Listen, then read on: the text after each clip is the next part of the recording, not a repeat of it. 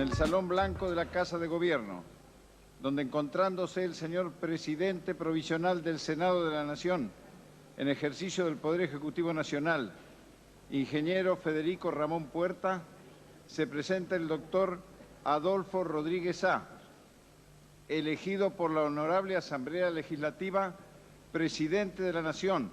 A pedirle al doctor Puerta que imponga la banda presidencial.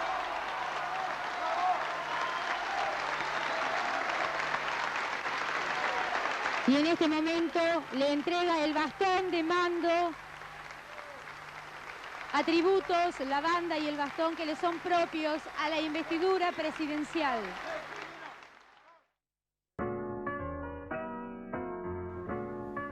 Seguimos en 40 de Argentina en Democracia, recordando la etapa en la que Argentina, en el comienzo del siglo XXI, tuvo nada más ni nada menos que 5 presidentes en una semana, con César Katz y Rodrigo López Táiz. Pero antes que nada, César, vos habías dicho, esto confirmaba que el poder estaba en las provincias. El poder del país, pasa ¿no? a mano de los gobernadores, de los senadores que representan las provincias y de los diputados. Y esa es la base a través de la cual el peronismo va a reconstruir su poder político. Antes de la caída, y ya vamos a ver lo que dijo Adolfo Rodríguez Sá, queda demostrado que también no todos los gobernadores peronistas respaldaban a Adolfo Rodríguez Sá. De hecho, él termina presentando la renuncia porque se da cuenta que algunos gobernadores no le daban ningún tipo de crédito precisamente a su instancia dentro del poder, ¿no? Sí, recuerdo, no sé, Rodrigo, si te acordás, que Rodríguez Sá terminó hablando en la Casa Rosada con la luz cortada, ¿no? Sí, en Chapalmaral. En Chapalmaral, sin electricidad, le habían cortado la luz. Le habían cortado la luz, asustándolo.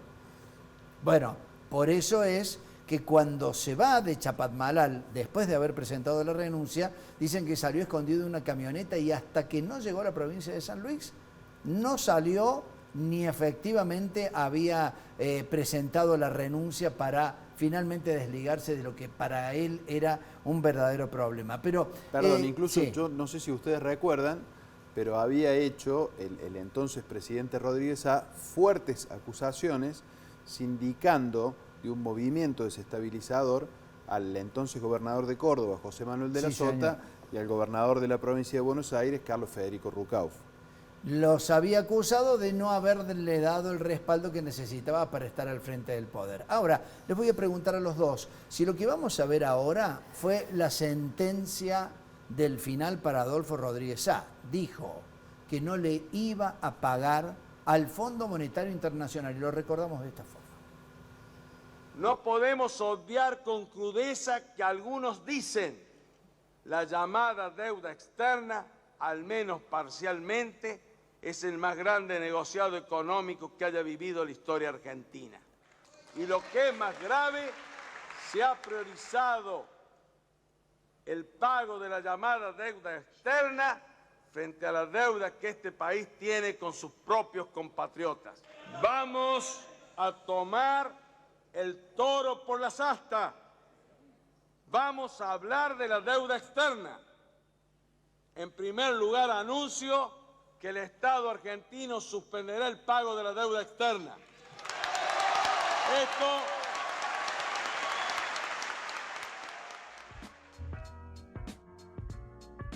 Bueno, estamos en un momento realmente clave. Digo, quien asume de esta forma, casi de emergencia, porque tenemos acefalía en el país, ¿tenía la atribución para hacer determinaciones de este tipo?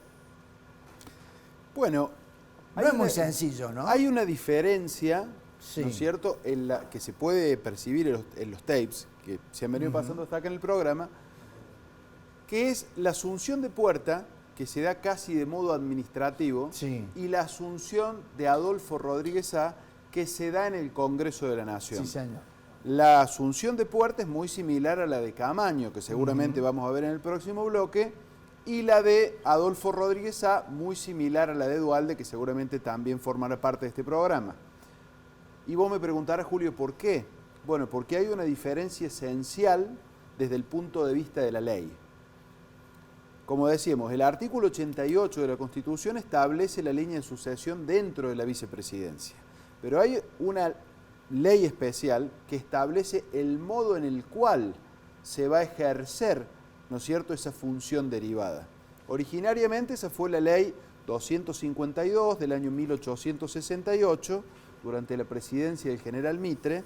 El general Mitre asume el mando de las tropas argentinas en la guerra de la Triple Alianza y queda a cargo de la presidencia de la Nación Marcos Paz, quien muere en 1868 a causa del cólera.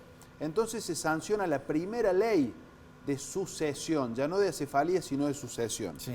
Esa ley es modificada en 1975 por la ley 20.972, que establece que quien asumiera el cargo lo hacía, ¿no es cierto?, a cargo de la presidencia de la Nación, no técnicamente como presidente. Esa ley estaba a cargo. Estaba a cargo. Entonces, Ramón Puerta era presidente provisional del Senado a cargo de la presidencia de la Nación. Eduardo Camaño era presidente de la Cámara de Diputados a cargo de la presidencia de la Nación. En cambio, Adolfo Rodríguez Sá y Eduardo Duhalde fueron designados presidente de la Nación hasta concluir el mandato que debía terminar el 10 de diciembre de 2003. Y si me permitís añadir un elemento más, es que esa ley del 75, la 20.972, fue modificada en noviembre de 2002 por la ley 25.176, que es la que nos rige actualmente, que establece la manera en la cual se va a convocar a la Asamblea Legislativa, y ese funcionario que dice el artículo 88 de la Constitución ya no va a ser cualquier funcionario. Podrá ser o un senador, o un diputado, o un gobernador de provincia. Y esa ley fue modificada en ese marco. Por eso Adolfo Rodríguez Sá asume como presidente. Y cuando da este discurso, no escandaliza al fondo. A los que escandalizó en realidad fue a los caciques peronistas que vieron en este discurso la posibilidad de que Adolfo, teniendo en cuenta sus antecedentes en San Luis, se quedara por 20 años. Exactamente, se pudiera perpetuar. Y esto, digo, era mucho más riesgoso si hablábamos de un caudillo que quería quedarse entronizado ahí, ¿no, César? Sí, muestra además esa mentalidad proclive a la improvisación en aras de un beneficio inmediato. Porque en realidad cuando Rodríguez Sá plantea eso, no es que detrás de él haya habido un equipo económico que haya pensado, bueno, vamos a tener tal trato en relación a la deuda externa, sino que era una medida, un anuncio típicamente populista, digamos. Bueno, con una idea, por cierto, de, como bien decían, tratar de perpetuarse, o al menos ganarse y congraciarse en un momento en donde, recordamos, había una situación, la calle era un hervidero. Claro, lo que pasa es que, digamos, durante el periodo de Menem, digamos, el hiperpresidencialismo funcionó a full. Por ejemplo, durante el periodo de Menem hubo más decretos de necesidad y urgencia que en toda la historia argentina, ¿no? Que en un siglo de historia argentina. O los vetos totales, los vetos parciales, de modo que eso posiblemente haya pesado en el bagaje, en el imaginario que puede haber tenido Rodríguez Sá, pero en realidad era un presidente extremadamente débil, ¿no? Pero insisto, creo que se trataba de una medida destinada a ganar popularidad, o sea, caía bien a los oídos, pero sin sustancia. Genera tanta tensión en el Congreso que el propio Rodríguez Sá, ante la presión de otros caudillos provinciales, tiene que renunciar y lo expresa en el archivo. Lo tenemos conservado así, aquí en Canal 10. Los lobos o los lobbies que andan sueltos no han entendido la esencia de los nuevos tiempos y pretenden mantener los privilegios de la vieja Argentina. No voy a ser el presidente de la continuidad de esa vieja Argentina. No voy a ser el presidente de la represión al pueblo para sostener las posiciones de los factores de poder, a los que muchos me incitan. No acepto esa infamia. He pretendido ser quien inicie el cambio en la Argentina. Estoy seguro de haberlo logrado. Salvo los gobernadores peronistas de Formosa, Salta, San Luis, Buenos Aires, Misiones y La Rioja, los demás me han quitado el apoyo. Esta actitud de mezquindad y retaseo no me deja otro camino que presentar mi renuncia indeclinable a la Asamblea Legislativa. Ahí lo dijo Rodríguez Sá con claridad. Faltaban Córdoba y Buenos Aires. Digamos, dos de los gobernadores más fuertes que había por ese entonces, ¿no, César? Totalmente, totalmente. Y Santa Fe con Reutemann. Santa Fe también. Sí, sí, sí. Digamos que esa base política de apoyo se evaporó muy rápidamente o no tenía la solidez que presuponía Rodríguez Sá, ¿no? Bueno, y rápidamente vuelven las protestas a la calle. Esto no lo tenemos para expresarlo aquí en el archivo. Estamos hablando de lo político y de lo constitucional. Pero por ese entonces, cuando no da ninguna respuesta o solución al tema del corralito financiero, rápidamente empiezan algunas protestas en la estación Sarmiento y en la estación de Once con la quema de vagones, la quema de una formación de ferrocarril, realmente con problemas realmente severos que hicieron que precisamente ahí en esa conferencia de prensa Rodríguez Sá anticipara de que renunciaba prácticamente en penumbras, ¿no? Bueno, pero de aquí en más vino otra instancia. Nos aproximamos a lo que fue Eduardo Duhalde. ¿Estaba armado todo esto de la sucesión de principales figuras dentro del Congreso para decir, bueno, el que le toca es a este? Y en este caso, los consensos para buscar que fuera Duhalde el que se hiciera cargo del gobierno a partir de una nueva elección. Bueno, desde el punto de vista parlamentario, como bien refiere César, el peronismo no solamente que tenía la mayoría en ambas cámaras y una mayoría agravada en el Senado, sino que además tenía el poder de los gobernadores y de los intendentes. Sí. Y de los intendentes. Porque es a partir de esta crisis en la cual comienza a cobrar un valor especial los intendentes de lo que se denomina el conurbano bonaerense, en particular la tercera sección electoral, ¿sí? Que van a cumplir a su vez un rol fundamental en la posibilidad de aplacar la crisis actuando de manera local.